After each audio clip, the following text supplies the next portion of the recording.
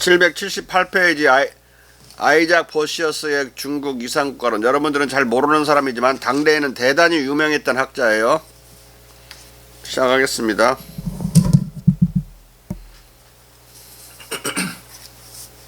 제7절 아이작 보시어스의 중국 이상국가론. 17세기 중후반 고전적 중국 철학에 대한 또 다른 열광은 작지만 주목할 만한 네오 에피큐리언적 자유사상가 집단에서 에피큐리언적 쾌락주의적 도덕론을 극복하는 과정에서 기원했다. 이들은 중국의 정치문화와 공자철학을 알아가면서 급진적 계몽주의자들로 변해갔다. 이 과정에서 무신론적 중국 문화와 공자철학을 사상 논쟁의 전복 전략으로 활용하는 아이디어를 불현듯 떠올린 최초의 선각자는 아이작 보시어스였다.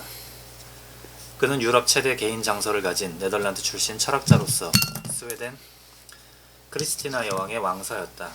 그는 1670년 찰스 2세의 환영을 받으며 영국으로 귀화해 찰스 2세에 의해 윈조공 왕립 참사회의 복록 성직관에 임명되었다. 자유사상가이자 사상적 급진주의자로서의 보시어스의 명성은 그의 중국 전문가 경력과 불가분쪽으로 얽혀있다.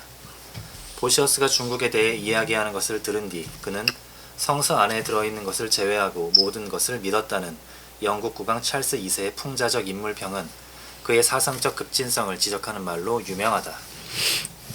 찰스 2세가 보시어스를 이렇게 잘 알면서도 그의 영국 귀화를 받아들이고 그를 윈저공 왕립 참사회의 복록 성직관에 임명한 것을 보면 찰스 2세도 은연한 중국 열광자였다는 것을 알 수 있다. 이런 열광 속에서 그는 윌리엄 템플의 중국식 내각제 도입 제안을 수용했을 것이다. 보시어스는 유럽을 결코 떠난 적이 없을지라도 마르코 폴로의 열광도 능가했을 정도로 중국 문화에 대해 열광했다. 그는 2번에 걸쳐 중국 문명을 논했다. 당시 유럽은 중국에 대한 새로운 자료들이 쏟아져 들어오고 있었다. 그리고 보시어스는 언어학자들과 철학자들 그리고 당대 예술가들의 관심을 끌 중국의 잠재력에 대해 잘 알고 있었다. 7-1 중국 역사 기록에 대한 보시어스의 평가와 성서 기록의 상대화. 중국 문화는 주지하다시피 16세기에 포르투갈, 스페인, 이탈리아 출신 여행가들과 성직자들, 중국 연구자들 그리고 17세기에는 예수의 선교사들 덕택에 유럽 사상계의 지평에 등장했다. 중국 문화의 수용과 이해는 기독교적 세계관을 뒤흔들고 파괴했다. 이 동요와 파괴는 주로 역사와 윤리 영역에서 벌어졌다. 우선 중국의 연대기 기록을 아는 것은 성서에 기초한 유럽의 연대기에 대해 의구심을 야기했다. 1658년 마르티노 마르티니는 중국사를 출판했다. 아이작 보시어스는 최초의 중국 관련 논의에서 중국과 중국인의 유구성을 1660년대 후반 동안 줄곧 성서적 연대기와 고신학 그리고 계시의 중심성에 대한 확신을 약화시키려는 자신의 캠페인의 일부로 투입했다. 성서에서 말하는 홍수는 세계의 제한된 지역인 유대 땅만을 덮쳤다는 보시어스의 논변도 중국 문명의 예외적 유구성에 의거했다. 1659년의 열띤 의견 교환 속에서 보시어스는 성경의 연대기에 도전하는 중국의 연대기 문제를 정통 개신교파 학자 호르니우스와 토론했다. 호르니우스는 당시 네덜란드 라이덴 대학교의 역사학 교수였다. 보시어스는 호르니우스의 의심에 대해 중국 역사가들의 정확성을 변호하면서 중국에서 문화적, 철학적 유토피아가 실현되었다는 생각에 도달했다. 이 생각은 그의 2번째 중국 논의인 다양한 관찰의 책의 제13절 중국 도시들의 크기에 바로 이어지는 제14절 중국의 예술과 과학에 관하여에서 다시 표명되었다. 고대 중국의 역사에 대한 마르티니의 기술을 열광적으로 받아들인 최초의 유럽인으로서 보시어스는 두 연대기 간의 외향적 갈등을 72역 성서, 기원전 270년경 완성된 가장 오래된 그리스어역 구약 성서를 구약 성서 연대기의 기초로 쓰거나 창세기 홍수를 보편적인 것으로 가정하지 않는다면 쉽게 풀 수 있다고 생각했다. 보시어스는 이 두 가능성을 받아들였고 따라서 성서의 설명과 중국의 설명을 화해시키기 위해 히브리의 가부장들을 중국의 현명한 황제들과 동일시할 필요가 없었다. 72역 성서의 연대기를 수용하는 것은 보시어스의 이후 한 세기 반 동안 중국에 관해 글을 쓰는 사람들 사이에서 점차 통상적이 되었다. 예수의 선교사들은 중국에서만 72역 성서의 연대기를 사용한 것이 아니라 유럽에서 출간된 보고서에서도 그것을 사용했다. 보시어스를 폄하하는 자들은 그가 중국인을 잘 알지도 못하면서 또는 중국에 가보지도 않았으면서 중국의 사상, 도덕 문화를 하늘 높이 찬양하고 중국의 문명적 성취를 인류의 최고 업적으로 과장한다고 격하게 성토했다. 볼테르는 이렇게 격하게 성토하지는 않았지만 좀 과장이 좀 심하다라고 이 보시어스에 대해서 그렇게 생각했어요. 그리고 그렇게 글을 써놨어. 좀 지나쳤다라고. 자. 그러나 보시어스는 급진적 정치 사상의 흥기에 가장 크게 기여한 중국의 예술과 과학에 관하여 절에서 평화, 안정, 학문, 예술의 함양 등의 관점에서 측정한다면 중국 사회가 문명화된 인류의 가장 오래된 부분일 뿐만 아니라 가장 칭송할 만한 부분이라고 주장했다. 또 그는 특히 중국의 과학, 기술, 의술을 치켜세우고 인쇄술을 발명한, 그것도 서양보다 1500년 전에 발명한 사람들은 중국인이라는 사실을 강조했다. 그리고 중국인들의 비할 데 없는 성공의 이유는 그들이 타국인들보다 플라톤의 국가론을 달성하는 데 더 가까이 근접했었기 때문이라고 주장했다. 이런 것들을 그러니까 과장이라고 그리고 또 빗나간 거라고 볼 수밖에 없어요. 플라톤의 국가론은 그런 양민 교민 국가가 아니에요. 공맹이 말하는 양민 교민 국가. 맹자는 인정 어질린자 써서 인정 국가라고 그랬죠. 그런데 플라톤의 국가는 군사 국가고 전쟁 국가예요. 양민의 목표는 전혀 없는 국가라고. 군사, 전쟁, 안보 국가라고. 그리고 철인이 지혜를 최고로 치는 철인이 다스리는 나라라면 맹자의 국가는 그런 지혜를 최고로 치는 철인이 아니라 인애를 최고로 치는 군자가 다스리는 국가라고. 그리고 이 사덕에서 지혜는 공맹의 경우에 말석에 있자니 예지 말석에 있지만 플라톤의 경우에는 소피아, 지혜, 용기, 절제, 정의 이 네 가지를 사덕이라고 하는데 그 사덕에서 첫 번째가 소피아 지혜지요. 공자와 완전히 반대, 공맹과 반대되는 그런 가치론적인 서열을 갖고 있어요. 그러니까 여기다 비교하면 안 되는데 그냥 거기에 합리주의에 빠져 있으면서 공자를 찬양을 하다 보니까 막 공자를 플라톤화 시키는 거죠. 자. 나아가 그는 중국인들이 모든 결정적 국사를 철학자들과 철학 애호가들에게 위탁하고 있고 만약 치자들이 죄를 짓는다면 철학자들은 이전에 이스라엘 예언자들이 그랬던 것만큼 치자들에게 간언할 큰 자유를 누린다고 갈파했다.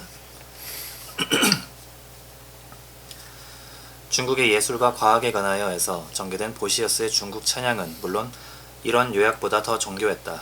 그는 여기서 중국의 정치, 예술, 항해술, 의학, 천문학을 높이 치면서 중국이 유토피아적 성격에서 이전에 쓰인 여러 유토피아 국가론의 대부분을 능가했다는 중국관을 피력했다. 그는 심지어 중국에서 플라톤이 기한한 철인왕의 이상적 통치에 개선된 버전이 실현되었었다고 결론지었다. 만약 왕들이 죄를 짓는다면 철학자들은 예언가들이 이스라엘 사람들에게 가졌던 것과 같이 큰 훈계의 자유를 가지고 있다. 백성도 철학자들이 그들의 의무를 이행하지 않는다면 철학자들을 판단할 동일한 자유를 가진다. 간언권 또는 간쟁권이라고 하는 권한이 있었다. 중국에는 언론의 자유가 살아있는 권력을 향해서 비판할 언론의 자유가 있었다는 뜻이기도 하고 간언의 자유가 있었고 간언 제도가 존재했다. 우리나라에도 3사 제도가 있었죠. 보시어스의 자료 출처. 보시어스는 중국에 대한 이런 정보 지식을 어디에서 구했을까? 중국 사상이 아주 세련되었다는 견해는 예수의 신부들의 보고서들이 네덜란드어로 번역되었을 때 네덜란드의 더 넓은 청중들에게 도달했다. 가령 블라에우는 대지도집의 일부로 이 보고들을 번역했다. 중국인 자신들에 의해 고대로부터 줄곧 기록된 중국의 역사는 그리스도 탄생 약 3000년 전을 포괄한다. 그들은 자신들이 그때 탁월한 글자와 철학을 가졌다고 말한다. 중국 철학 사상에 대한 더 이른 유일한 논의는 호르니우스의 철학사다. 이 책에서 호르니우스는 중국 윤리학과 정치 이론이 정말 정확하다고 말했다. 그들은 국가에 대해 더할 나위 없이 훌륭하게 생각해서 플라톤이 지하 세계로부터 들어온다면 그는 중국의 정치, 윤리 독트린과 다른 어떤 독트린도 원치 않을 정도였다. 그는 이교도 소크라테스, 플라톤과 함께 공자를 천국에 보내야 한다고 주장한 루이 14세의 왕사 라모트 르베이와 같은 자유사상가들의 언명에 호응해 공자가 도덕과 판단에서 많은 이교도들을 능가한다고 생각했다. 다음과 같은 호르니우스의 기술은 특히 주목할 만하다. 전 중국 제국은 오직 철학자들에 의해서만 다스려진다. 철학자들은 존경받고 모든 장군과 지도자들은 커다란 겸손과 진기한 의례로 그들에게 경의를 표한다. 그리고 우리나라에서 선생들이 어린이들을 때리듯이 철학자들이 장군들을 때리는 일이 드물지 않게 벌어진다. 저 철학자들이 그들의 왕과 나라에 대한 신념에서 그리고 죽음이 조국을 위한 것일 때 죽음을 초연하게 여기는 자세에서 군인들을 능가한다는 것은 놀라운 일이다. 그리하여 오직 중국에서만 철학자들이 다스리고 거기에서 플라톤의 소망이 실현되었다. 라모트 르베에처럼 호르니우스는 이렇게 중국의 덕성주의적 군자치국론과 신사치국을 플라톤의 지성주의적 철인치국으로 오해해 열광하고 있다. 그가 공자의 군자치국론이 플라톤의 철인치국론을 능가하는 것이라는 점을 알았다면 그는 중국과 공자에게 더욱 열광했을 것이다. 보시어스는 호르니우스의 이 평가를 20여 년 뒤 중국 철학을 찬미하는 데 사용한다. 그리고 호르니우스와 보시어스의 평가는 네덜란드 식자공화국 안에서 더 광범하게 공유되는 관념들을 대변하고 반영했다. 공자 철학에 대한 찬미는 네덜란드에서 예외라기 식자공화국이란 말은 오늘날 이제 현대적인 말로는 사이언티픽 커뮤니티, 과학 공동체라는 뜻이야. 학문하는 사람들끼리 소통 공간을 가리킨다. 진짜로 공화국이 있었던 게 아니고. 공자 철학에 대한 찬미는 네덜란드에서 예외라기보다 규칙이었기 때문이다. 1660년에서 70년대를 고비로 해서 중국은 학계를 넘어 대중적 관심의 초점이 되었다. 1667년에 출간된 키르어의 사파를 곁들인 중국 해설이 각국 언어로 번역되었을 뿐만 아니라 1669년에 나온 니우오프의 네덜란드 연합주의 동인도 회사로부터 북경 또는 중국 황제에게 파견된 사절단도 출간 직후 다양한 언어로 번역 출판되었다. 또한 다퍼의 아시아와 중국에 관한 책 중국 지도집은 1671년 런던에서 영역 출간되어 대중적 사랑을 받았다. 키르어, 니우오프, 다퍼 등의 중국 관련 서적들을 배경으로 중국 국가론에 대한 호르니우스의 논평을 고려하면 보시어스와 호르니우스는 1659년 중국 역사의 유구성에 관해 논쟁할 때보다 더 긴밀하게 실제로 견해를 같이 한 것을 알 수 있다. 그들은 사파를 곁들인 중국 해설에 기술된 키르어의 중국관도 같이 활용했다. 중국의 예술 과학에 대한 예찬. 보시어스는 제14절 중국의 예술과 과학에 관하여 해서 먼저 중국의 시각예술을 상세히 고찰한다. 그는 자신의 유토피아적 관점에서 중국 건축의 훌륭함은 사적 용도가 공적 용도로 지어졌기 때문에 그만큼 더 굉장한 것이라는 결론을 내린다. 그는 조각 예술에서의 중국의 탁월성에 대해서도 사적 용도가 공적 용도가 아니라 사적 용도가 아니라가 빠졌습니다.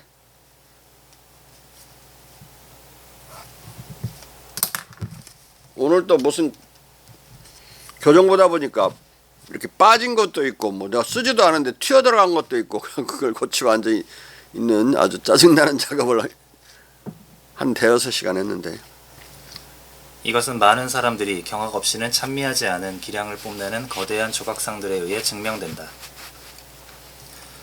이것은 아마 렘브란트의 제자인 사무엘 판 혹스트라텐의 보고를 반영한 평가일 것이다.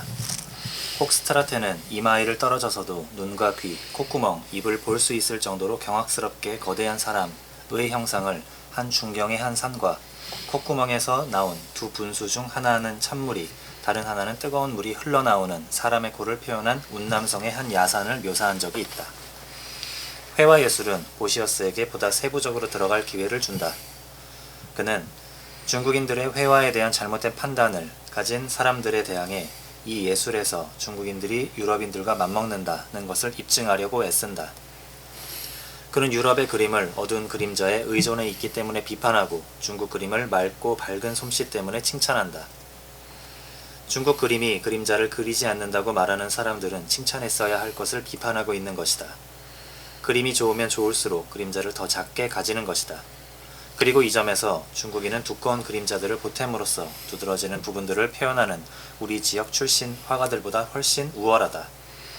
유럽 화가들은 이 문제에서 자연에도 복종하지 않고 광학의 법칙에도 복종하지 않는다. 왜냐하면 이 법칙은 어떤 물체든 산만한 빛 속에 놓여 어떤 그림자도 눈을 잡지 못할 때 손에 잡힐 듯 가장 가까이 있어 가장 많이 두드러지는 면들은 오히려 맑고 밝은 선으로 보여야 하지만 더 멀리 떨어져 물러나 있는 면들은 더 선명하게 보여야 한다는 것을 덜 선명하게. 덜 선명하게 보여야 한다는 것을 말해주기 때문이다. 누군가 이 회화 법칙에 복종할 때 그의 예술은 자연을 닮을 것이고 더 두드러진 부분들이 현격한 그림자 없이도 앞으로 전진해 나오는 것처럼 보일 것이다. 자, 옥스트라텐이라고 하는 사람은 이 화가는 렘브란트의 제자인데 렘브란트의 화법은 명암 화법으로 명암을 지나치게 과대 강조하는 점에서 특징적이죠. 희주 잘 알지? 응? 근데 여기서 보시어스는 그건 자연에도 있지도 않고 따라서 자연스럽지 않은 그런 화법이라고 하는 거예요. 여러 반사되고 굴절된 빛들이 다양하게 어떤 사물들을 주변과 그 사물 자체로 쏟아져 비칠 때는 그림자가 없어요. 대체로 뭐가 우리가 지금 보고 있는 이 자연에서 뭐 그림자가 많아요.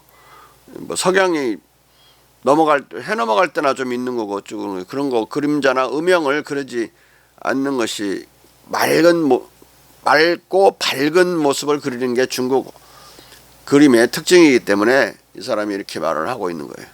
예? 명암을 강조하고 원근법을 집어넣는 것이 그렇게 중요한 화법은 아니다. 자. 보시어스는 중국인들이 그림자를 그리지 않는다고 칭찬하고 있다. 궁극적으로 그는 유럽 예술에서 명암 대비법을 사용하는 것을 불인정하고 있다. 그리고 그는 공간을 자연 안에서 발견되지 않는 과장된 인위적 명암 대비로서가 아니라 단지 미묘하게 희미해지는 윤곽으로만 구성해야 한다고 주장한다. 보시어스는 아마 암스테르담에서 활동하면서 중국 예술품을 상당히 수집한 독일 화가 요하임 폰 잔드라르트의 중국 예술 비판에 반응한 것으로 보인다. 렘브란트를 경쟁자로 여겼던 잔트 라르트는 이전에 아이작 보시어스의 아버지인 유명한 인문주의자 게르하르트 요한 보시어스의 초상도 그렸었다. 그는 독일 아카데미에서 일단 중국의 아주 모험적인 그림으로부터 다른 예술에서도 가장 묘미 있는 것처럼 회화 조각 예술에 아주 노련한 중국인들이 그에게 직접 준 아주 많은 본보기를 얻었다고 쓰고 있다. 그러나 중국 화가들은 그 기법에서 신선하고 자유로운 것처럼 보이지만 서양의 유화에서 발전된 서구적 기법을 모른다고 비판한다. 그들은 거의 몇 가지 규칙도 없이 오직 그들의 기대만 눈대중에 따라서만 그림들을 만들려고 한다. 그들의 기만적인 눈대중. 제대로 읽어요. 왜냐하면 그들은 유화 물감의 탁월한 사용이나 색상의 강도의 조절, 이것을 다루는 방법 등에 대해 어떤 것도 알고 싶어 하지 않기 때문이다. 그들은 수치한 물감만을 풀어 섞어 사용할 뿐이다. 자, 이 수채화 물감은 여기서 수채화라고 말하고 있는데 동양화 물감 있죠? 그걸 수채 물감이라고 그러고 그것을 그대로 재현을 못하니까 우리가 서양화에서 알고 있는 그 수채화를 발명해요. 중국의 동양화로부터 영국의 수채화는 발전했다. 그들의 눈에는 우리는 수채화만 그리는 걸로 동양화는 유화를 안 그리고 그걸로 보여서 수채화가 한때 이제 18세기에는 엄청난 유행을 하게 되죠. 영국 화단을 중심으로. 그리고 이제 그림들이 밝아지게 돼요. 밝아지면서 우리가 아는 인상판이 뭐 이런 것들이 나오는데 이런 건 다 중국의 영향이다. 자. 이 비판은 당시 유럽인들이 중국의 회화에 대해 흔히 가졌던 견해를 반영하는 것으로 보인다. 마테오 리츠는 중국인들 사이에서의 기독교 포교에서 이렇게 중국 예술을 평한다. 중국인들은 그림을 광범하게 그리고 공예품에도 사용하지만 이 그림의 생산에서 그리고 특히 동상과 지어붙는 불상의 제작에서 유럽인들의 기량을 전혀 획득하지 못했다. 그들은 유화 기법이나 그림에서의 원근법의 사용을 알지 못한다. 그 결과 그들의 제작물은 살아있는 것이라기보다 죽은 것을 닮은 것 같이 되고 만다. 그들은 동상의 제작에서도 성공적이지 못한 것 같이 보인다. 그들은 동상 제작에서 눈으로 정하는 대칭의 법칙만을 따를 뿐이다. 니우포는 마치 마테오 리치의 이 평가를 따르는 것처럼 이렇게 평한다. 이 백성들의 독창성은 여기서 그치는 것이 아니라 회화 예술의 진기한 상상 속으로 뛰어들어가 때로는 그림 그리기에서 굉장한 기량에 도달한다. 그러나 오로지 여기에서만은 그들이 음영 기법을 이해하지도 못하고 유화 물감으로 그림자 색깔을 조절할 줄도 모른다는 점에서 유럽 지역에서 이 방법을 쓰는 사람들에 한참 못 미친다. 이것은 그들의 모든 그림이 산 이미지라기보다 활력 없는 물체를 닮은 것처럼 그토록 투미하고 죽은 것처럼 보이는 이유다. 하지만 그들은 그 나라 안에서 세계의 어떤 다른 지역만큼 좋은 물감을 가지고 있어서 이것을 가지고 새와 풀을 실물 그대로 소묘한다.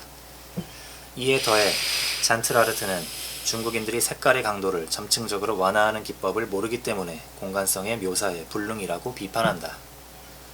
중국인들은 단순하게, 즉 그림자 없는 윤곽에 의해서만 모든 것을 표현한다. 그들은 색감들을 섞지 않고 쓰는 만큼 그것에 입체감을 주지 않는다. 그들은 각 사물을 그 참된 속성에서 앞으로 나오게 만들거나 뒤로 물러나게 만들므로써 옆 물체로부터 두드러지게 만들 줄 모르거나 실물 그대로의 묘사에 필요한 그 어떤 것을 지킬 줄 모른다. 그것은 유럽 화가들이 모든 근면성으로 정당하게 지키곤 하는 기법들이다. 그들은 앞서 말했듯이 이 모든 것에 대해 전혀 알지 못한다. 그래서 그들의 그림은 프로필로만 묘사된다. 얼굴을 정면에서 전체적으로 표현하는 것은 그들에게 거의 미지의 일이다. 중국 화가들이 이거 말도 안 되는 소리죠. 화상 이미 초상화를 엄청 많이 그리는데 무슨 딴소리를 하고 있어요? 자, 중국 화가들이 그림 속 물체의 주위 상황을 전환시킬 줄 모른다는 이 비판은 북구 바로크에 대한 잔트라르트의 개인적 선호를 표현한 것이다. 그의 관심은 색조와 색감의 대비를 통한 공간의 시사를 향해 있었다. 마테오 리치, 니우프, 잔트라르트 등의 이런 평가는 중국 회화들이 음영을 무시하기 때문에 중국 회화를 칭찬하는 보시어스의 견해와 정반대다. 양측의 입장은 르네상스 이래 계속되어 온 예술이론상의 전통적 논쟁거리였다. 그것은 바로 대비법과 윤곽법의 대립이었다. 네덜란드에서 특히 렘브란트는 이 논쟁의 주제였다. 렘브란트의 제자 혹스트라텐조차 공간 효과를 내기 위해서 그림자를 과장한다고 그의 스승을 비판했다. 잔트라르트는 렘브란트의 명암 대조법을 찬미했을지라도 그것이 그의 실패한 솜씨를 감추려는 욕망에 기인한다고 시사했다. 중국 예술에 대한 보시어스의 판단은 렘브란트의 예술에 대한 전문 감정가들의 상투적 언사를 뒤집어 놓은 것이다. 보시어스에 의하면 중국 화가들은 명암 대조법에서 결한 것을 선의 명료성에서 다시 얻기 때문이다. 중국 회화 예술에 대한 보시어스의 긍정적 평가가 르네상스 예술에 근거한다는 것은 이 논평이 중국 작품들에 대한 실제 지식에 기초한 것이 아니라는 것을 의미하지 않는다. 보시어스는 네덜란드 국가서기와 외교관을 지낸 시인 콘스탄틴 호이겐스와 절친한 관계였다. 아마 그는 그와 함께 중국 예술 작품을 깊이 연구했을 것이다. 호이겐스의 수집품 목록에는 4-5년 전 네덜란드 국가 총독이 중국으로 파견한 특사단과 함께 들여온 그 나라의 아주 훌륭한 회화와 드레스, 불상, 도시, 사원, 풍경, 선박들의 그림이 들어있었다. 보시어스는 호이겐스와 함께 신기하고 다양한 항해 이야기를 쓴 테브노의 아카데미에 간 적도 있었다. 그는 거기서 중국 예술에 대한 지식을 더 늘렸을 것이다. 하지만 그의 주요 정보 제공자는 동아시아의 불상, 회화, 그림 등을 많이 소유하고 있었던 얀 비첸이었을 것이다. 중국 예술에 대한 보시어스의 견해는 르네상스 예술 이론의 전통 속에서 재래식 논변들을 발굴하는 것이면서 동시에 중국 문명과의 직접 접촉 경험이 제공한 새로운 논변이기도 했다. 중국 예술품은 네덜란드의 일종의 문화적 충격을 일으키면서 대규모로 수입되고 있었기 때문이다. 중국의 예술과 과학에 관하여의 중국 예술 논의는 유럽인에 의해 쓰인 중국 예술에 대한 최초의 변호였고 근세 초의 서양의 미학보다 아시아 미학을 더 선호하는 점에서 유일무이한 것이었다. 한편 보시어스는 중국의 예술과 과학에 관하여에서 중국 한자에 대해서도 상론한다. 보다 광범한 사색은 노아의 홍수와 바벨탑으로 인한 언어들의 혼돈 이전 시기에 예언자들이 여러 대륙으로 이동하기 전에 여러 하나님 예언자들에게 자신의 계획을 계시했었던 오리지널 언어에 관한 것이었다. 아담의 언어라는 거죠. 아담의 언어. 아담이 사용했던, 아담과 이브가 사용했던, 노아까지 사용했던 언어. 자, 보시워스와 그 동시에인들이 진지하게 고찰해야 했던 하나의 선택은 중국어였다. 중국어의 연령에 대한 역사적 이야기가 사실이라면 그것은 아담이 동물들에게 이름을 붙였을 때 하느님이 에덴 동산에서 인간에게 말을 걸었던 그 언어였을 것이다. 보시어스는 성서의 연대기를 대체하기 위해 대안적 연대기를 주장했을지라도 그 자신이 이런 궁극적 결론을 도출하지는 않았다. 하지만 중국 글자가 5천년 동안 부패하지 않고 남아있었다는 그의 주장과 히브리어가 중국어에 앞선다는 주장에 대한 그의 의심은 존 웹에게 모든 언어는 본질적으로 중국어의 파생물이라고 주장할 영감을 일깨워 주었다. 중국 서예 기법으로 건축 설계를 한 유일한 건축가였던 웹은 중국어가 노아의 홍수 이전의 언어이고 중국인들은 너무 멀리 떨어져 있어서 바벨탑에 죄를 짓지 않았다고 주장하기 위해 보시어스를 광범하게 인용한다. 중국의 예술과 언어에 대한 논의는 중국 문명을 완벽하고 완전한 지식을 가진 문명으로 그리는 보시어스의 유토피아도 무색해 하는 최후의 한 장이 있었다. 영혼의 철학이 완전히 새것 같은 형태로 보존된 장소로서의 중국은 상용 문자 쓰기가 자연 철학의 열쇠라는 사색을 고취했다. 중국인들이 상들의 결합을 통해 지식을 표현한 방법은 실제 자체의 구조를 계시하는 것, 하나님이 창조의 행위 속에서 수립한 사물의 질서를 계시하는 것으로 믿어졌다. 키르어는 사파를 곁들인 중국 해설에서 이미 복희 황제가 불, 용, 공기, 새, 물, 물고기, 땅, 식물 및 중국어에 의해 구별되는 다른 요소들과 관련된 물체를 근거로 한자를 만들었다는 견해를 전개했다. 상형과 물리적 범주들 간의 연상은 보다 추상적인 철학적 연상들로 확장될 수 있었다. 1666년 키르와 서신을 교환한 라이프니츠는 중국 상형문자 기술법을 그의 논리학 연구에 영감을 준 원천이라고 말했다. 그가 중국 글자가 말 위가 아니라 사물 위에 배열된 것이라고 확신했을 때 이것은 인간 사고의 알파벳, 즉 아담의 언어라고 부른 그의 엄정 언어, 창제 계획에 영감을 주었다. 7-2 철인국가 중국과 롤모델 공자. 궁극적으로 철학자의 나라로서의 중국에 대한 유토피아적 관념들은 부세 문화로서의 중국의 명성과 접목되었다. 상형문자, 자연의 질서를 명확하게 계시하는 언어는 논쟁을 종식시킬 것이다. 그리하여 코메니우스라는 철학자는 진짜 부호 문자로서의 실제적 문자는 조화로운 세계를 가져올 것이라고 주장했다. 중국인들이 사용하는 상징적 문자들이 상이한 언어를 사용하는 사람들로 하여금 서로 이해하도록 돕는다고 말하면서 그는 실제적 언어의 발견 계획을 수립했다. 여기서 이 말은 자꾸 뭐냐면 서로 읽는 것도 다르고 그 언어도 다른데 글자로 써서 글로 써서 우리가 중국 사람들하고 소통을 했죠. 우리나라 사신들이 그런 것을 보고 근데 태국에서도 많이 그랬는가 봐요. 그러니까 이 글자 하나만 알면 언어를 어떤 언어를 쓰고 있든 간에 어떻게 그 한자를 읽든 간에 다 소통될 수 있다고 하는 놀라운 점이 있다고 생각했던 거예요. 우리가 이건 앞에서 다뤘었죠. 그 베이컨과 관련해서는 실제적 상형 문자라고 그래가지고 한자를 그렇게 이해를 했어요. 자. 그리고 1730년에는 귀요 데퐁텐느라는 필객이 새로운 걸리버라는 공상소설에서 중국을 보편적으로 이해할 수 있는 그림 문자를 쓰고 여성들이 다스리는 가빌라리라고 부르는 유토피아 섬으로 묘사했다.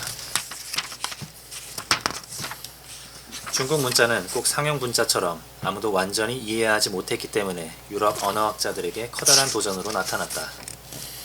한문의 다루기 힘든 본성은 감춰진 또는 잃어버린 고대의 구전설화와의 어떤 연결이든 거의 자명한 것으로 보이게 만들었다.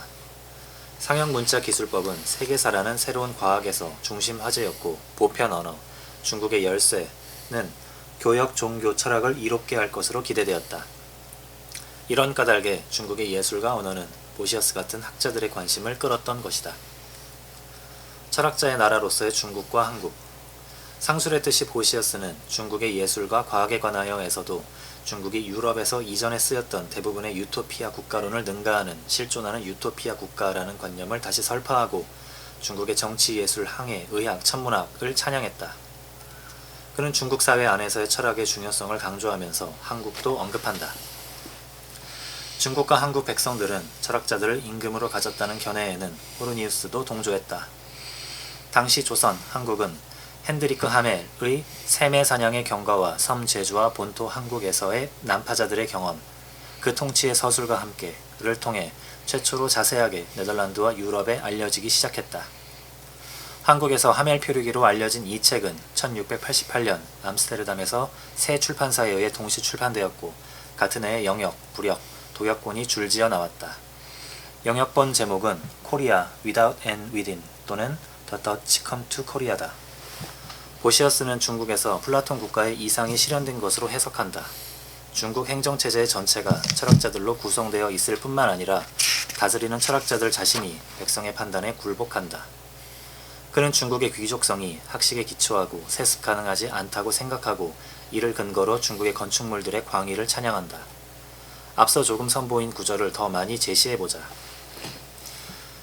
이 사실들은 믿을 수 없는 것으로 보일 수 있지만 중국에서 플라톤 국가가 언제나 번영해 왔다는 것, 그리고 수천 년 이래 철학자 또는 철학 애호가들만이 다스려 왔다는 것을 모르는 사람들에게만 그렇게 보일 뿐이다. 이 나라에는 세습귀족이 존재하지 않는다.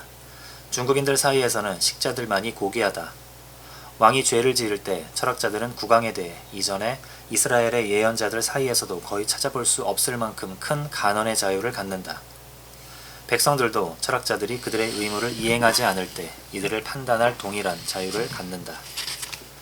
멀고 먼 국가에 대한 이러한 기술은 개신교 정통 교파에 의해 위험하고 무신론적인 것으로 비난받은 유토피아적 문헌을 심층적으로 닮았다.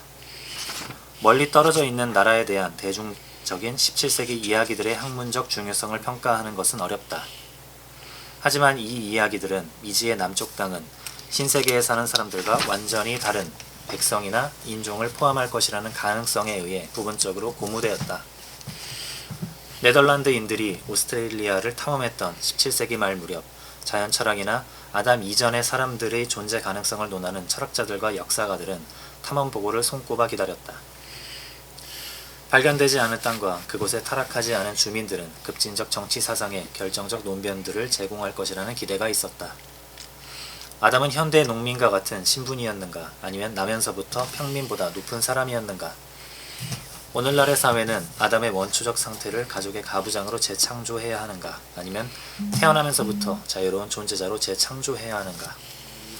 이분은 현대적 여성들의 굴종 상태에 책임이 있는가? 특히 종교적 전통이 가르치지 않은 태생적 경건성이라는 것이 존재하는가? 유럽 철학자들의 롤모델 공자. 공자는 당시의 많은 기행문 소설들 안에서 롤모델 철학자로 등장하기에 이른다.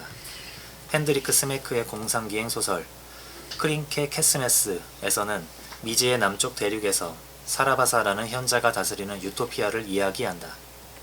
어느 날 많은 서적을 실은 선박이 해변의 좌초에서 모든 동서 종교가 이 이상국가에 오게 된다. 하지만 다양한 신주와 신앙들은 순수한 형태로 보존되고 사람들은 평화적으로 살았다. 사라바살은 유럽과 아시아의 모든 신학이 동시에 가르쳐질 수 있는 하나의 거대한 성당을 건설하도록 했다. 이것은 바벨탑의 혼돈을 가져오게 만드는 기도였고 결국 시민들은 종교를 다 내던지고 그 대신 철학을 공부할 것을 택한다.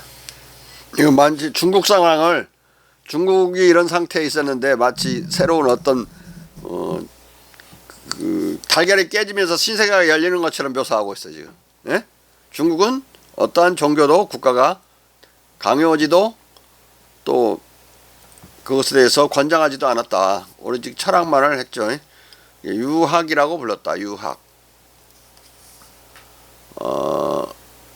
유교란 말은 명나라 말엽 정도에 생긴 말이야. 그리고 저는 다 유학이라고 불렀어요. 유학은 몇 가지를 합쳐서 유학이라고 그러느냐. 부학, 주학, 현학. 현에서 세운 그 학교 이거 싹 합쳐서 유학이라고 그랬어요. 세 개를 합쳐서. 자, 중국과 같은 상황이 도래한 것이다. 중국과 같은 무신론 사회가 더 관용적이라는 피에르 벨의 태제를 따르고 있는 듯한 크린케 캐스메스는 켈빈교파가 크게 문제 삼았으나 네덜란드, 독일, 스칸디나비아에서 점차 광범한 인기를 얻고 여러 판을 거듭했다. 상수랑 귀요, 데퐁텐느의 새로운 설리버도 이런 계열의 소설에 속한다. 17세기 보수파 개신교단은 당시 중국 예찬자들을 이단으로 낙인 찍었다. 그들은 중국 유토피아론자 보시어스에게도 유사한 낙인을 찍었다. 르노도 목사는 보시어스의 저작들을 그릇된 형이상학에 의해 망가진 방종자의 저작으로 낙인 찍었다. 그는 보시어스를 바로 모든 종교의 전면적 전복을 가져올 사상들을 날조해내기 위해 중국인들에 대해 읽고 들은 모든 것을 입증할 증거들을 고대의 저술가들 안에서 찾아낸다고 비난했다. 그러나 보시어스의 유토피아적 중국가는 유럽의 대부분의 자유사상가들에게 유럽을 중국식으로 개혁하려는 급진적 계몽 철학을 일으키도록 크게 고취시켰고 공자는 흔들림 없는 롤모델로 남아있었다. 17세기 중후반의 철학적 영향관계에서 보시어스로부터 가장 큰 영향을 받은 철학자는 바로 존 웹이었다. 이래저래 찰스 2세의 주변은 존 웹, 윌리엄 템플, 보시어스, 나다나엘 빈센트 등 친중국적 철학자들로 채워져 갔다. 친중국적으로 변화된 이 주변 환경이 찰스 2세의 중국식 내각제 도입을 수월하게 만든 결정적 공감대였을 것이다. 라모트 르베에와 베르니에는 노골적으로 공자를 찬양했고 존 앱과 윌리엄 템플 그리고 보시어스는 중국을 아예 실존하는 이상국가로 찬양했다. 스피노자와 컴벌랜드는 공자나 중국을 입 밖에 내지 않았지만 철저히 중국화되거나 공자화된 새로운 철학을 대변했다. 이 6인의 철학자들은 진정으로 18세기의 본격적 계몽 철학을 개막시킨 선구자들이었다. 신구 기독교 교단과 신학을 따돌리고 격화시키며 궁극적으로 변두리로 주변화시키는 이들의 선구적 역할이 없었더라면 나다나엘 빈센트도, 피에르 벨도, 로크도, 셰프츠베리도, 데이비드 휴움도, 볼테르도, 케네도, 아담 스미스도, 라이프니츠나 볼프도, 프로이센의 프리드리 2세나 오스트리아의 요셉 2세도 없었을 것이다. 자, 간단하게 하나 보시어스를 끝냈죠. 다음은 나다나엘 빈센트를 하려고 그래요.